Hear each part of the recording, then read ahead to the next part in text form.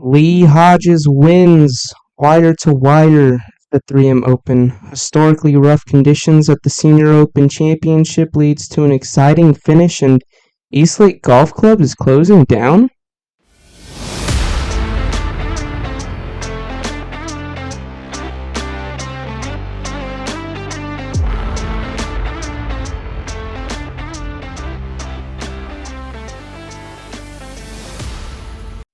What is going on, guys? Welcome to the first official episode of the Golf Report. I am your host, Logan LaRue. I'm so excited to be launching this company. We'll be doing podcasts every single Wednesday. We'll be doing more content throughout the week on other platforms. It's going to be so much fun, and I'm so happy to have y'all listening in. Thank y'all so much. I want to thank so many people for just helping me get to this point to launch this podcast. It's been an amazing journey, and I'm so excited to be here. All right, let's get into the news for this week. Lee Hodges got his first win on tour this week, and in dominant fashion, he won wire to wire. First time that has happened in 3M Open history. He was 7 strokes ahead of second place, the biggest margin of victory since 2020. He played amazing all week, and I think it will be the first of many for him. He's a great player and an even better guy. He played alongside good friend JT Poston, who he had very high praise for during his post-tournament press conference. JT obviously had a chance of winning, but a few unfortunate breaks and just exceptional play from Lee left him tied for second. They weren't the only interesting pairing this week. For the first 2 rounds, Eric Van Rooyen and his caddy played alongside each other. Eric's caddy, Alex Goggert, Monday qualified for the event. They both missed the cut, but still a really cool, memorable week for them. Somebody else that missed the cut, unfortunately, was the other JT in the field, Justin Thomas. He's going to need a good showing at the Wyndham Championship this week in order to make the playoffs. I personally think that if he doesn't play well here, it's going to be a hard sell for Zach Johnson to use a captain's pick on him for the Ryder Cup. Not having him on the Ryder Cup would be a huge punch in the gut to Team USA, especially with how good the Europeans are playing, but you simply can't justify picking up a player who is struggling as much as Justin Thomas is right now. He is definitely someone to follow this upcoming week. Speaking of which, let's get into those power rankings for this week's tournament. The Wyndham Championship returns to Sedgefield Country Club this week in North Carolina. It's the final regular season event of the PGA Tour. A lot of guys at this event, just like Justin Thomas, are looking for a good performance here in order to qualify for the playoffs. Coming in at number 5, we have Si-Woo Kim. The South Korean has had 3 top 5s here since 2019. He lost in a playoff here in 2021 to Kevin Kisner. He started this year off winning the Sony Open at Waialae and has played pretty good golf since. He has struggled as of recent, missing his last 2 cuts, but don't be surprised if you see his name at the top of the leaderboard this week. Number 4, we have Denny McCarthy. He's had 3 top 10s in his last 5 starts. He's very accurate and a good scorer, which is exactly what you need to be at Sedgefield in order to contend. I wouldn't be shocked if his name is one to watch on Sunday.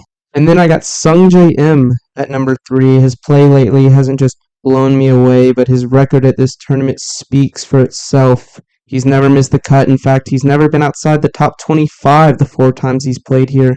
He's been top 10 3 times here, including a T2 at last year's event. I see at least another top 25 from Sungjae this week, if not better. Number 2, I have Russell Henley. He's been playing some pretty decent golf, missed the cut at the Open, and looking to bounce back this week. He plays really good golf at this course. It fits his play style. This is a positional course. If you hit your marks off the tee, you'll be in the mix, and Russell is one of the most accurate drivers on tour. He made his last 3 cuts at the Wyndham Championship and was top 10 in all of them. He's almost guaranteed to be in the mix this weekend. And coming in at number 1, I have JT Poston. He won at Sedgefield in 2019. He's been on a bit of a hot streak lately, making his last 4 cuts, including 2 T6s, and as we discussed, a T2 last week. I like his odds this week. I think he will almost definitely be in contention on Sunday afternoon. Unfortunately, Tom Kim, the defending champion, had to withdraw from the tournament on Monday due to an ankle injury that he sustained at the Open a couple weeks ago. He'll definitely be missed. He's one of my favorite players on tour. He's a lot of other people's favorite players on tour. He's just something to watch. He's very entertaining. He's a very young player and he plays very good golf. We wish him a very quick and speedy recovery so that he can come back and be able to play in the playoffs and be able to compete at this year's Tour Championship. Let's talk about the winning score. I have the winning score this week at 20 under. You have a really good field and a lot of people that need to play well in order to make the playoffs and put themselves in a position to make the Tour Championship. I think they're hungry, they want to play good golf, and they're going to go out there and compete like 20 under. Moving away from the PGA Tour for now, let's talk about the Champions Tour. The Senior Open Championship just took place at Royal Porthcawl, and to say conditions were brutal would be an understatement. Alex Checo won with a score of 5 over par. He came out on top in a playoff versus Padraig Harrington. This is the first time since 1993 that the event finished with a winning score over par. Even moving day showed no mercy. For the first time since 2005, not a single player finished the round under par. Final round was even tougher with a scoring average of 78.5. After his final round 76, Alex summed up the tournament pretty well. He said, "It was a really, really long week, really, really long weekend, and a really, really long day today." Senior Open wasn't the only tournament making history this week. The Korn Ferry Tour held the NV5 Invitational. Cut ended up being 7 under, which ties the Korn Ferry Tour record. After 2 rounds, 55 players sat within 5 shots of the lead. It came down to the wire on Sunday with Trace Crowe coming out on top in a 2-hole playoff versus Patrick Fishburne. It's been somewhat of a rough season for Trace, but maybe this will be a good pivoting point to send him in the right direction and possibly get him his tour card. On the women's side, Hannah Green, the Australian, won the Evian Championship. This is her first win on the LPGA since 2019. Some drama occurred this week as Carlotta Saganda was disqualified after being issued penalty strokes for slow play, but refusing to add them to her score. Nelly Korda finished this week with a Team 9. This is her best finish since April. This put her back in the number 1 spot on the official world golf rankings. It's nice to see her playing good golf after recently recovering from a back injury. The Women's Open is in a few weeks and will be a very good test to see where her golf game really stands right now. Some more interesting news developing this week centers around Eastlake Golf Club, host of the Tour Championship. The golf club, which is located in the heart of Atlanta, announced they will be closing for renovations. They will be laying off over a dozen caddies while they are closed. The goal is to make the course more closely resemble the one that Bobby Jones and others played decades ago. There will be extensive tree removal. The green on the par 3 ninth will be lowered and moved to the left to bring water into play. The lake on 18 will be brought more into play as well, and these are just some of the renovations that we know that are taking place. The course was originally designed by Donald Ross in 1903. Reese Jones was hired to restore it in 1993. It has hosted the Tour Championship since 1998. From what I can tell, the renovations being made will lead to a more exciting and dramatic finish to the tournament. It is scheduled to finish next summer in time for next year's championship. I will be out there at the course next month throughout the week of the tournament. I hope to speak with the superintendent of the course, Charles Asbury, about the changes being made. More breaking news from the PGA Tour. Jay Monahan has returned as commissioner, and he sent out a memo to Tour membership late last Wednesday, and it has a lot of juicy stuff in it. We're going to break it all down. After stepping away for about a month, causing him to miss the Senate hearing and the Open Championship, Jay Monahan told players in his memo that he has fully recovered and is committed to representing the best interests of the PGA Tour. One of the first things that he's mentioned in this memo is that he has designated a task force to decide live golf discipline. What that might entail, we are not sure yet, but we do know that the board is comprised of PGA Tour executives Annie Pasder, Jason Gore, and Neera Shetty.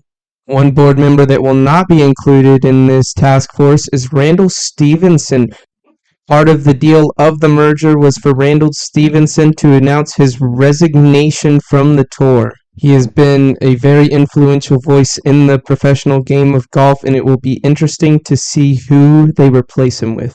Some of the biggest news to come out of this memo is Jay Monahan's response to the golf ball rollback. A week after R&A CEO Martin Slumber said doing nothing is not an option regarding the growing distance in the professional game, Monahan announced the tour would not follow the local rule proposed by the USGA and R&A.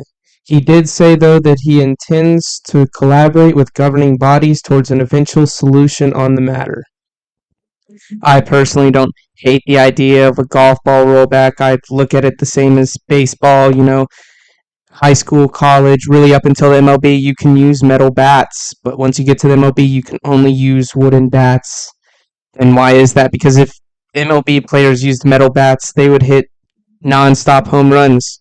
I see that same in professional golf. You have professional golfers that are hitting it 340 yards. You have courses that are running out of room. St. Andrews. St. Andrews is arguably the greatest golf course ever. It's the first golf course. It has so much history, and it's running out of room. It can't hold these golfers anymore. I mean, think about how many par fours at St. Andrews are drivable now. They are running out of room. Think about the PGA Championship last year at Oak Hill. You had tee boxes that ran straight through greens. Why was that? Because they are also running out of room. You have Augusta that had to buy out land from Augusta Country Club because they are running out of room, and it is destroying the original intent and design of these golf courses. He went on to state that he intends to reward the players that stayed with the PGA Tour for their loyalty. He has put together a board to take care of those matters, including Pasder, Gord, and Tour Executive Jay Monahan. He then left us with another delayed schedule announcement. 2024 PGA Tour season was initially expected to be released during the Travelers Championship week, but was delayed after the proposed deal with the Saudis. The new schedule is now expected to be released in the first week of the FedEx Cup playoffs in Memphis. We'll definitely have that for y'all when it is announced. Phil Mickelson took to Twitter in response to Jay's letter, saying, "Not a single player on LIV wants to play PGA Tour."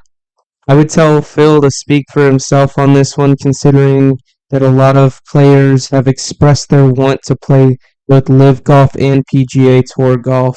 He called the whole idea of returning to the PGA Tour a colossal waste of time and said that in order for it to happen, it would require a public apology and restitution to LIV golfers from the tour.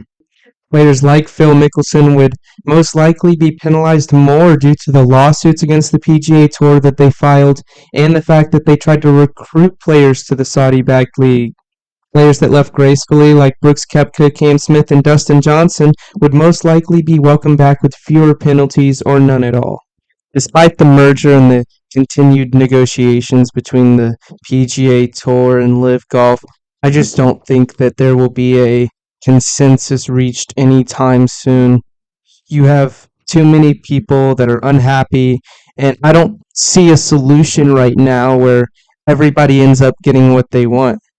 Neither side of this argument is showing a willingness to cooperate. I mean, you have players on LIV Golf like Phil Mickelson and Taylor Gooch who are continuing to badmouth the tour and recruit players to LIV, and then you have the PGA Tour who's not letting up.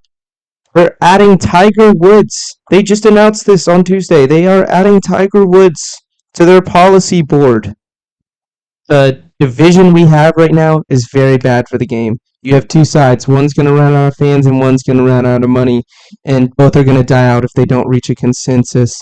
It's very bad for the game. It's bad for players. It's bad for fans. I think both sides need to grow up and have legitimate talks. If you have any thoughts or questions on this matter, feel free to DM me on Instagram for a chance to be featured on the show. For more content, you can follow me on Instagram, Twitter, YouTube, and TikTok at The Golf Rep. That's all I have for this week. Please join me next week as we review the Wyndham Championship and look ahead to the FedEx Cup playoffs.